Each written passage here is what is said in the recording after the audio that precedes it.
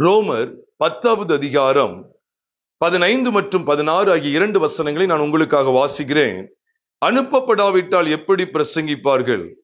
சமாதானத்தை கூறி நற்காரியங்களை சுவிசேஷமாய் அறிவிக்கிறவர்களுடைய பாதங்கள் எவ்வளவு அழகானவைகள் என்று எழுதியிருக்கிறதே. ஆனாலும் சுவிசேஷத்துக்கு எல்லாரும் கீழ்ப்படியவில்லை.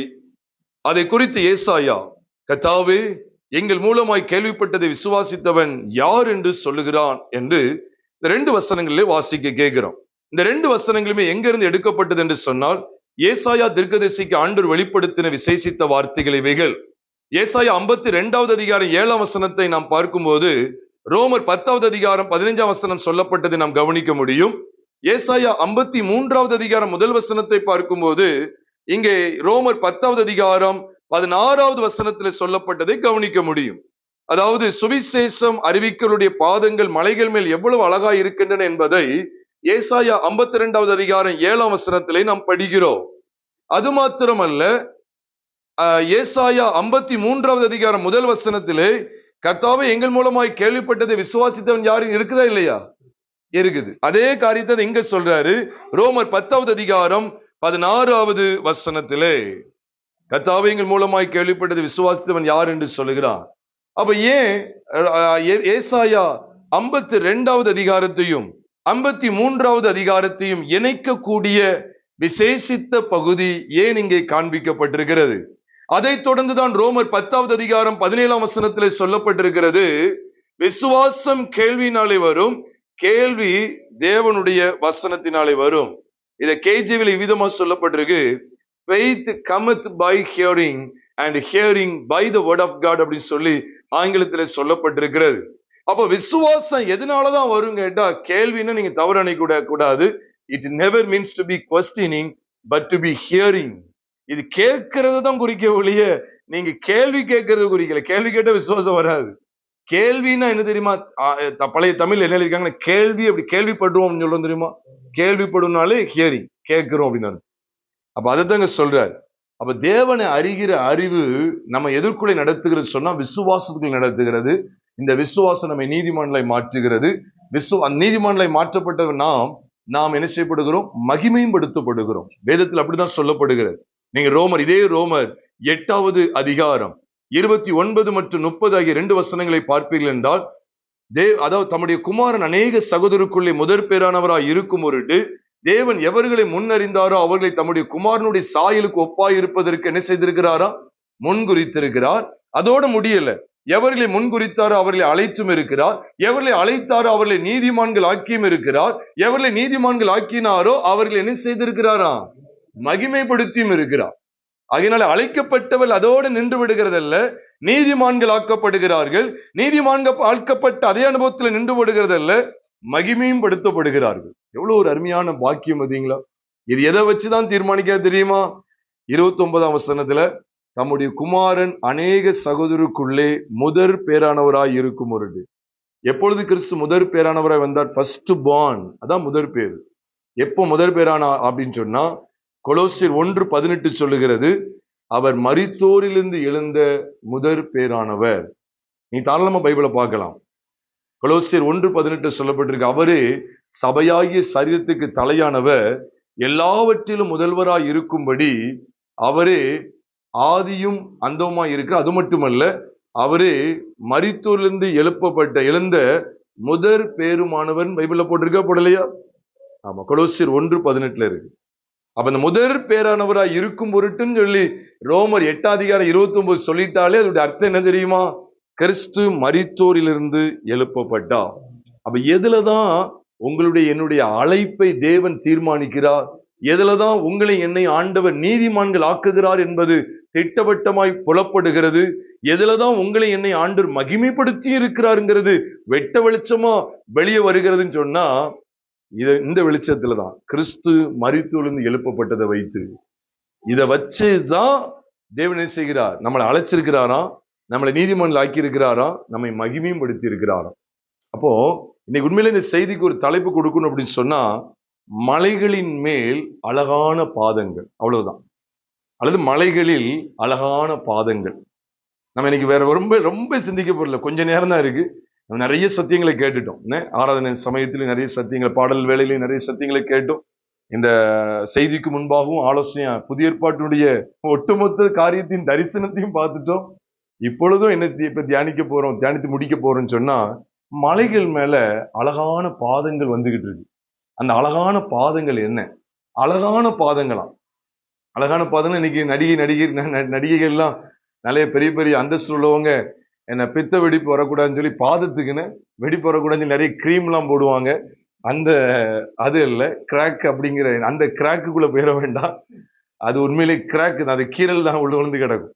பிரியமானவர்களே, இந்த அழகான பாதங்களை, இந்த அழகான பாதம் பட்டு சொல்லுவாங்க தெரியுமா? முந்தைய காலத்துல பார்ப்பாங்க, சொல்லுவாங்க, ஐயா உங்க கால் எங்க வீட்டுல பட்டா ரொம்ப ஆசீர்வாதையா அப்படின்னு சொல்லுவாங்க. இந்த உலகத்துல சொல்றது உண்டு அப்படி.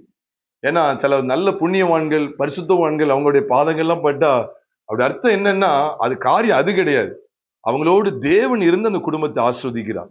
இப்ப எலியாவுடைய பாதம் சாரிபாத்துடைய வீட்டுக்கு உள்ள வந்துச்சுன்னு வச்சுக்கீங்களேன், அந்த வீட்டுல ஒரு ஆசீர்வாதத்தை வச்சிருக்கிறார். உடனே எலியாவை நான் தூக்குன்னு தூக்கல, எலியாவின் தேவனை தான் நான் மகிமைப்படுத்துகிறேன்.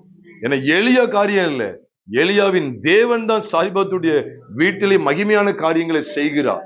அதே போலதான் எலிசா சூனேமுக்கு போனா அங்கே சூனேமியால் உடனே சூனேமியாளுக்கு ஒரு பெரிய மேன்மை இல்லை. நீ பாத்தீங்கன்னா அப்படி பார்த்தா அவன் சூனேமுக்கு போயிருக்கும் போது அவன் வீட்டுல பாதம் படுது, பார்த்தா பிள்ளைதான் செத்து போகுது. ஆனா அதுல நெருக்கத்துல உதவி கிடைக்கும், பிள்ளை உயிரோடு இருந்துச்சு. அதுக்கப்புறம் பார்த்து அவன் சொல்றான், இன்னொரு 7 வருஷம் பஞ்சம் இருக்கு. இன்னைக்கு உங்களை வீட்டுக்குள்ள ஏத்துனதுனால பஞ்சம் வந்துட்டே இல்ல, பஞ்சம் வருது, நீ போய் பெலிஸ்தர் தேசத்துல எங்கேயாவது ஒரு தேசத்துல போய் உட்கார்ந்துக்குன்னு சொல்லிட்டாரு. 7 வருஷம் கழிச்சு வர்றால எத்தனை பேர் வீட்டையே காலி பண்ணிட்டு ஓடி இருப்பான். எல்லாருக்கும் 7 வருஷ பலனை ராஜா திருப்பி கொடுத்தாரா? கொடுக்கவே இல்லை. ஏன்னா எல்லா பக்கமும் பஞ்சம், 7 வருஷம் பஞ்சம். ஆனா இந்த சூனிமியாளுக்கு மட்டும் 7 வருஷமும் பஞ்சத்து நிமித்தமா எவ்வளவு பாதிப்போ அவ்வளத்தையும் ரிட்டாலியேட் பண்றாரு. அவ்வளத்தையும் என்ன செய்யறாருன்னா காம்பன்சேட் பண்றது போல அவ்வளத்தையும் திரும்ப கொடுக்கிறார். நீங்க தாராளம் பார்க்கலாம். மத்த எல்லாருக்கும் கிடைச்சதுன்னு சொல்லி பைபிள்ல கிடையவே ரெஃபரன்ஸே கிடையாது. ஆனா இவளுக்கு கிடைக்கும். சில பரிசுத்தவான்கள் மூலம் ஆண்டு இந்த காரியங்களை செய்கிறார், நம்ம இல்ல நம்ம மறுக்கல. ஆனா அழகான பாதங்கள் வெளிப்படுத்தப்படுது. எங்க வெளிப்படுத்தப்படுது? இங்க அழகா சொல்றாரு பாருங்க, ரோமர் 10வது அதிகாரம் 15ஆம் வசனத்துல, சமாதானத்தை கூறி நற்காரியங்களை சுவிசேஷமாய் அறிவிக்கிறவருடைய பாதங்கள் எவ்வளவு அழகானவைகள் என்று எழுதி இருக்கிறது. அதை தொடர்ந்து சொல்றாரு, ஆனாலும் சுவிசேஷத்துக்கு எல்லாரும் கீழ்ப்படியவில்லை, அதை குறித்துன்னு சொல்றாரு. பாத்தீங்களா? அப்பதான் நீங்க கவனிக்கணும். அப்ப அந்த அழகான பாதங்கள் எதை காண்பிக்குன்னு சொன்னா, நற்காரியங்களை சுவிசேஷமா அறிவிக்கிறாங்க.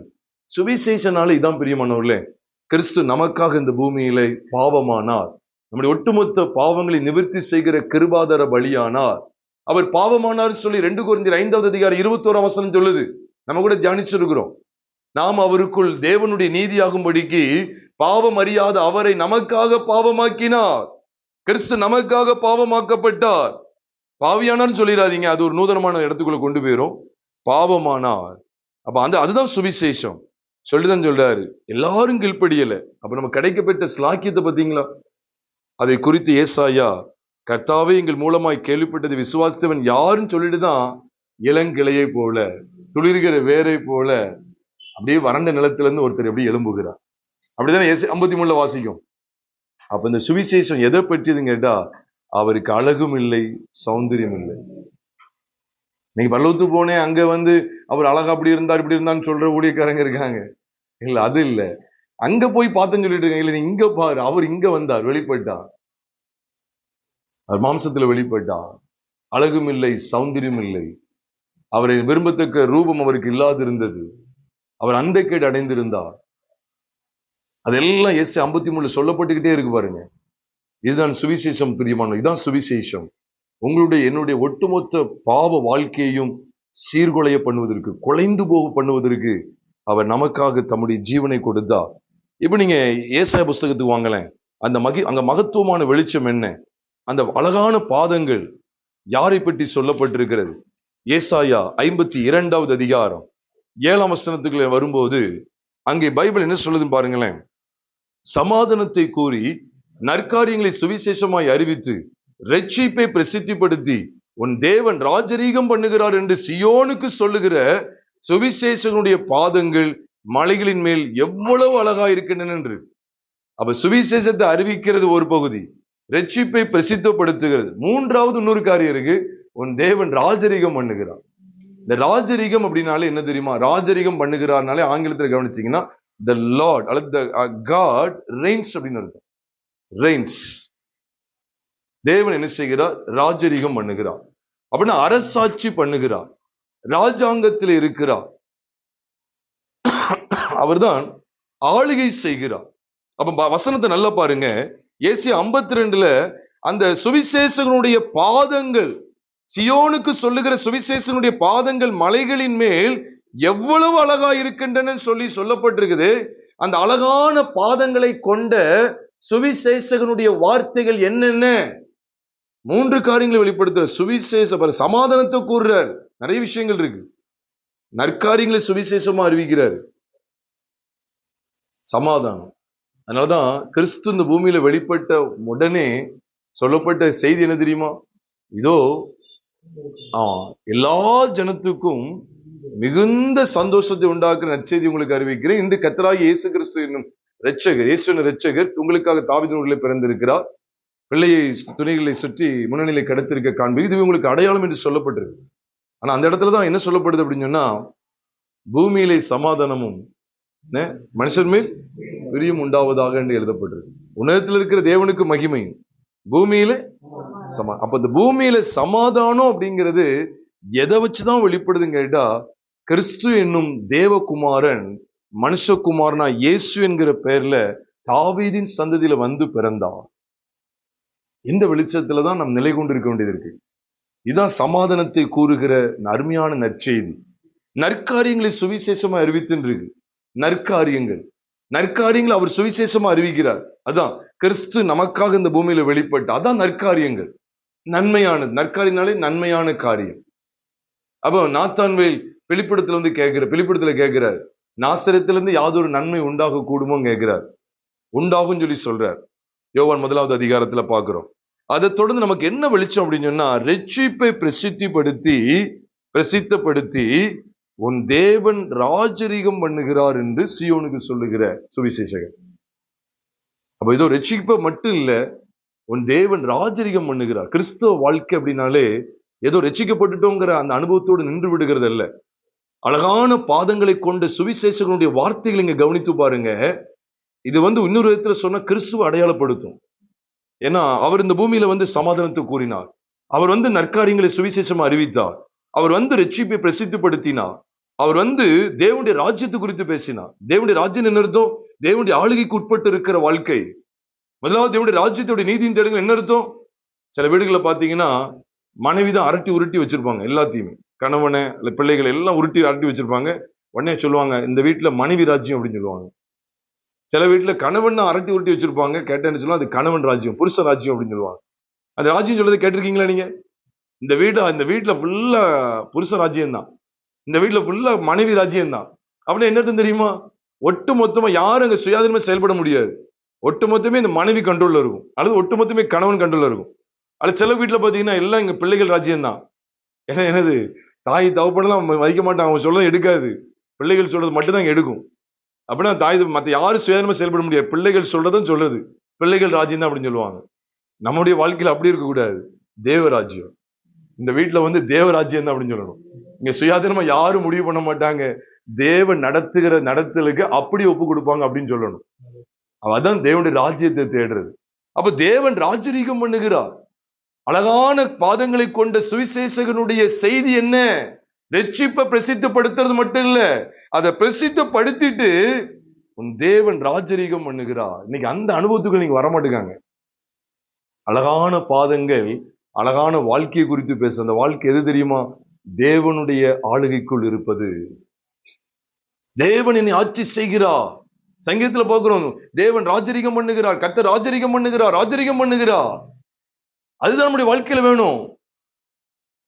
இப்படிப்பட்ட அனுபவத்துக்குள்ள வந்துட்டோம்னா பாருங்க, அழகா சொல்லப்படுது பாருங்க.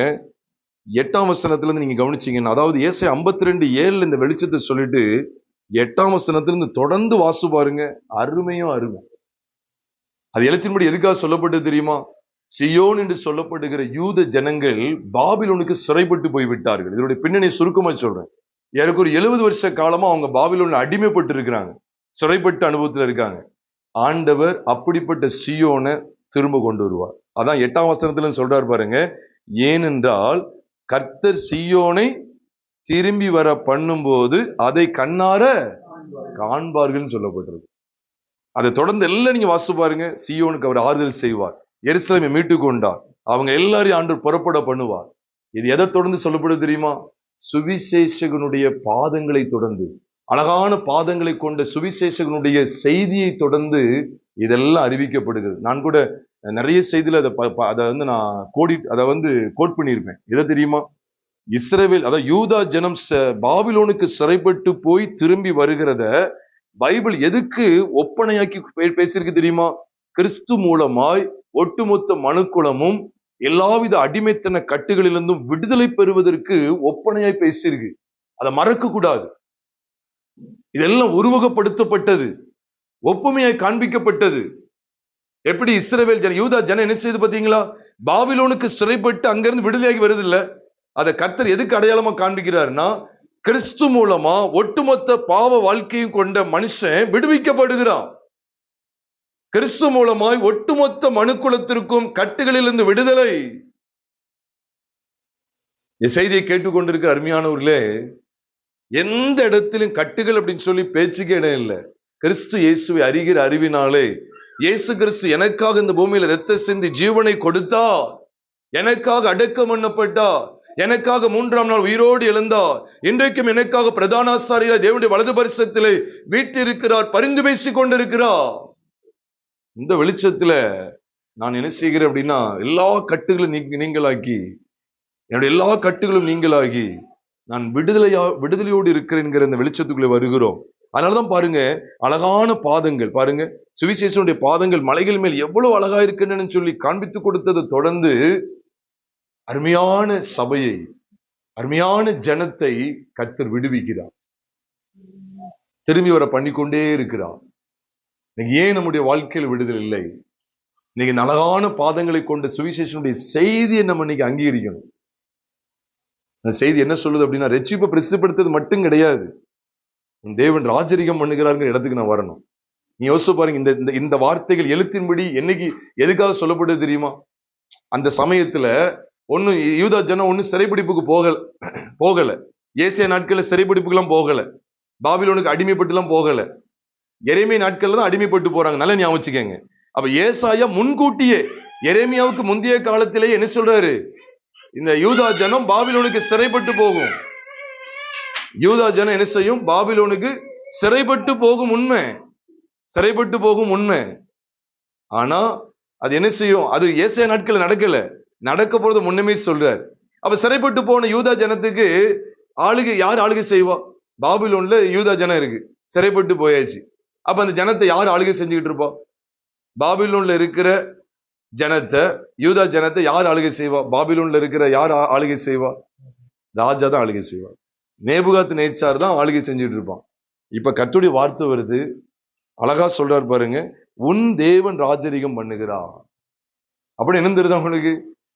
நீ உன்னை நேபுகாத் நேச்சார் தான் ஆளுகை செய்யறான், அங்க மேதியா பெர்சியா அந்த ராஜ்யபாரம் தான் உன்னை ஆளுகை செய்யுது இல்ல, இனி உன் தேவன் ராஜரிகம் பண்ணுகிறார். எவ்வளவு பெரிய ஸ்லாக்கியம் பார்த்தீங்களா? நம்ம இந்த சுவிசேஷத்தை அறிவதற்கு முன்பு வரைக்கும் நம்ம யாரால் எந்த ஆளுகை கீழே இருந்தோம் தெரியுமா? சத்துருடைய ஆளுகை கீழே இருந்தோம், பாவத்தின் ஆளுகை கீழே இருந்தோம், மாம்சங்கிற ஆளுகை கீழே இருந்தோம். மாம்சம் தான் நம்மளை இயக்கிச்சு, நம்முடைய மாம்சம் எதெல்லாம் விரும்புச்சோ அதெல்லாம் செஞ்சுக்கிட்டு இருந்தோம். இந்த மாம்சம் தான் நமக்கு ஆளுகை செஞ்சுக்கிட்டு இருந்துச்சு. மாம்சீக மனுஷனாகி ஆதாம் நம்மளை ஆளுகை செய்து கொண்டு இருந்தான். ஆனா இங்க வேதம் சொல்லுது பாருங்க, அதுதான் ஆண்டவங்க உருவகப்படுத்துகிறார். மறக்க கூடாது, உருவகப்படுத்துகிறார். பாபிலோனுக்கு சிறைப்பட்டு போகிற அந்த சபை, யூதா ஜனம் கர்த்தரால் என்ன செய்யப்படும்? மீட்கப்படும்.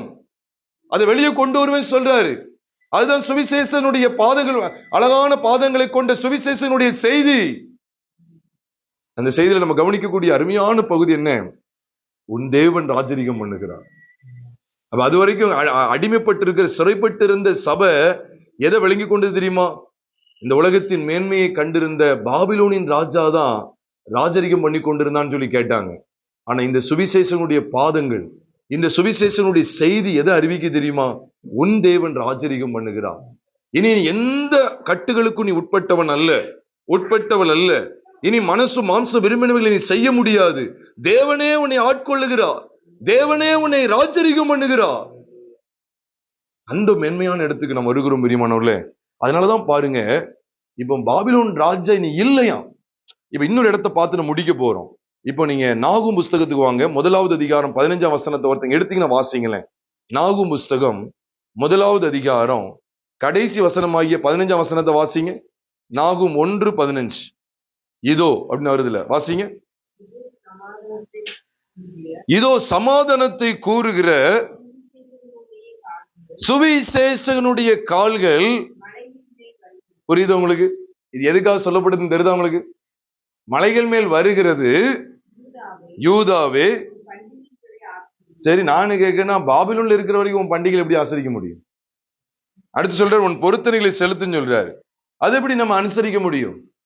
பாபிலோன்ல இருக்கிற வரைக்கும் பண்டிகை ஆசரிக்க முடியுமா? பாபிலோன்ல இருக்கிற வரைக்கும் அவங்க கர்த்தருடைய பாடல கூட நாங்க பாடுவது எப்படின்னு கேட்டாங்களா கேட்கலையா? அந்நிய தேசத்துல கர்த்தருடைய பாட்டை பாடுவது எப்படி சங்கீதத்துல இருக்கு. நீங்க இத ஒரு கையில நாகூம் வச்சுக்கோங்க. நாகூம் தயவுசு விட்டுறாதீங்க. சங்கீதத்துல நான் ஒரு இடத்த உங்களுக்கு காண்பிக்க. 137ஆம் சங்கீதம் நினைக்கிறேன். 137ஆம் சங்கீதம் முதல் இந்த பகுதியை பாருங்க. 137ஆம் சங்கீதத்துல அந்நிய தேசத்துல நாங்கள் கர்த்தருடைய பாட்டை பாடுவது எப்படின்னு கேட்காங்க. 4ஆம் வசனத்தை பாருங்க. 137:4. கர்த்தரின் பாட்டை அந்நிய தேசத்தில் நாங்கள் பாடுவது எப்படி? அப்ப எங்க இருந்து பாடுறாங்க தெரியுமா? முதல் வசனத்தை பாருங்க. பாபிலோன் ஆறுகள் அருகே நாங்கள் உட்கார்ந்து அங்கே சீயோனை நினைத்து அழுதோம். அப்ப எங்க இருக்குது அப்படின்னு கேட்டா, யூத ஜனங்கள் பாபிலோன்ல இருக்காங்க. அந்த கஸ்டடியில உட்கார்ந்து இருக்காங்க, அந்த ஆளுகைக்குள்ள இருக்காங்க. பாபிலோனின் ராஜாவுடைய ஆளுகைக்கு உட்பட்டு இருக்காங்க. பாபிலோன் ராஜாவுடைய ராஜரிகத்துக்கு உட்பட்டு இருக்காங்க. இப்ப கர்த்தர் சொல்றாரு, சுவிசேஷனுடைய பாதங்கள் வந்துடுச்சு, அவ்வளவுதான். அப்ப அவனுடைய செய்தி வெளிப்பட்டாயிற்று. இங்கேயும் நாகூமுக்கும் அதான் வெளிப்பாடு. என்ன வெளிப்பாடு? இதோ சமாதானத்தை கூறுகிற சுவிசேஷனுடைய கால்கள் மலைகள் மேல் வருகிறது, யூதாவே உன் பண்டிகையில் ஆசை. அப்படின்னு என்ன அர்த்தம்? இன்னும் உனக்கு அந்த ஆளுகை இல்லை, பாபிலோன் ஆளுகை இல்லை. நீ எருசலேமின் வாழ்வை காண்கிறாய், விடுதலையின் அனுபவத்தை பெறுகிறாய். பிரியமான சத்தியத்தை நாம் அறியணும். பாபிலோன் உலகத்துக்கு அடையாளம், மாம்சத்துக்கு அடையாளம். உலகத்துக்கும் மாம்சத்துக்கும் இடம் கொடுத்து வாழ்ந்தது போதும்.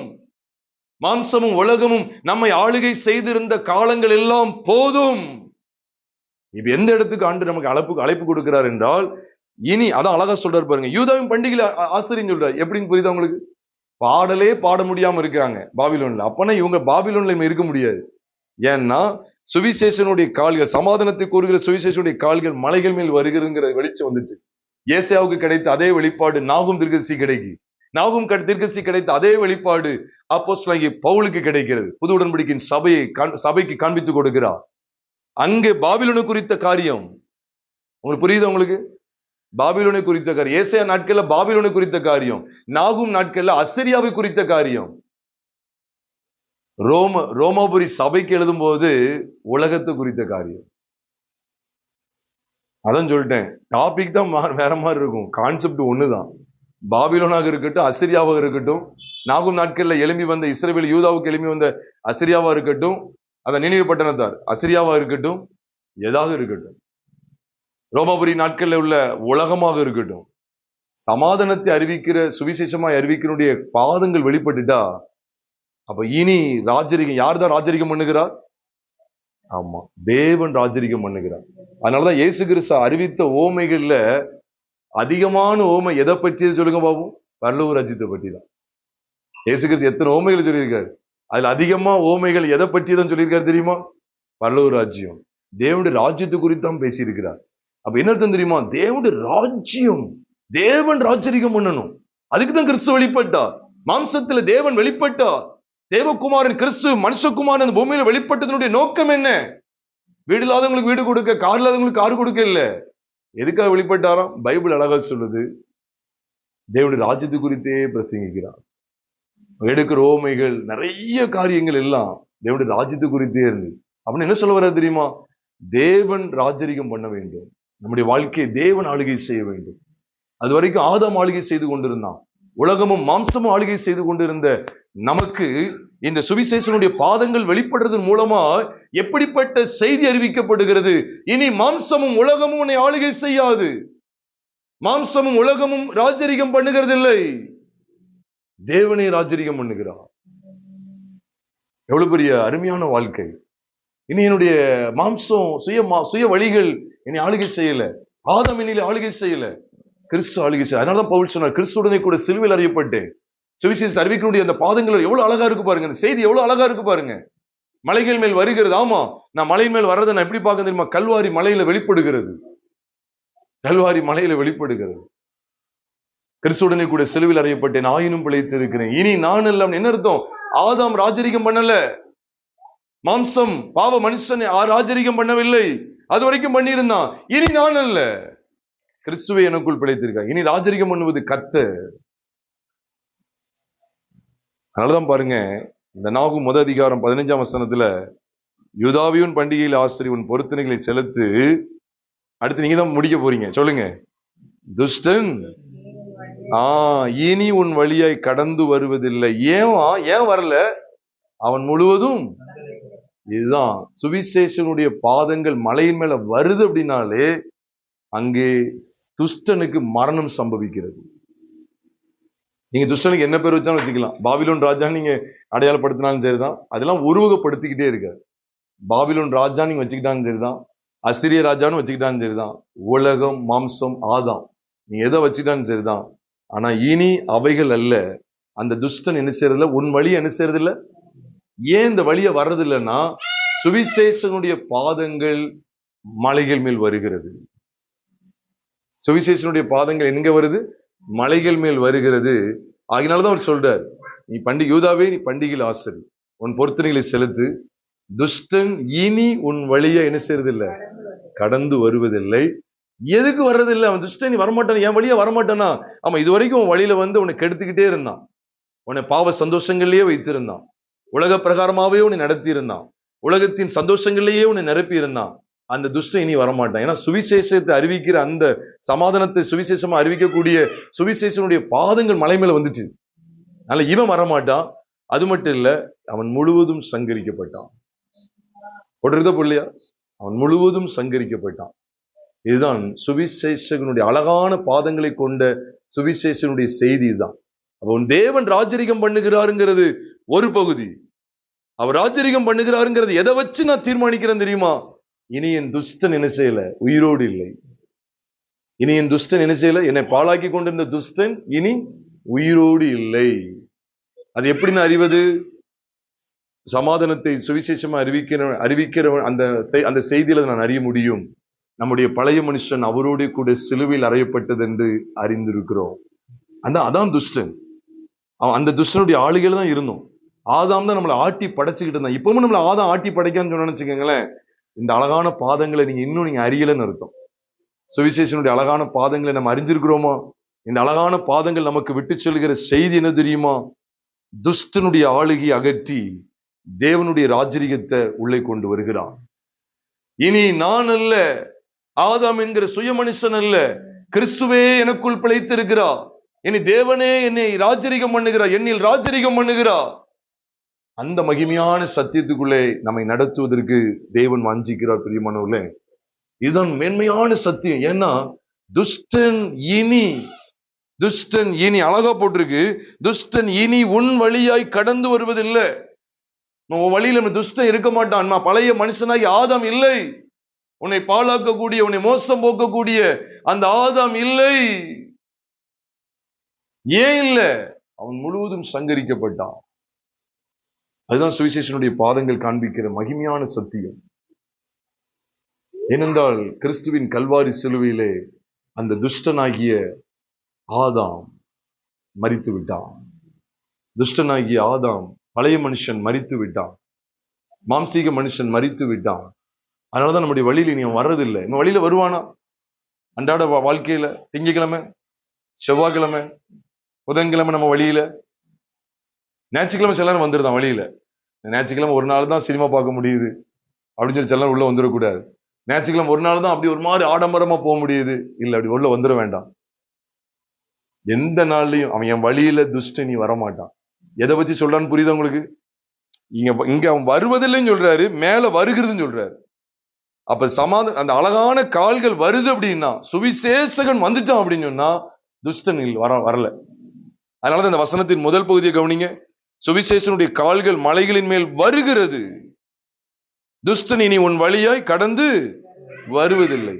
வருகிறது, வருவதில்லை. எப்படி இருக்கும் பாருங்க.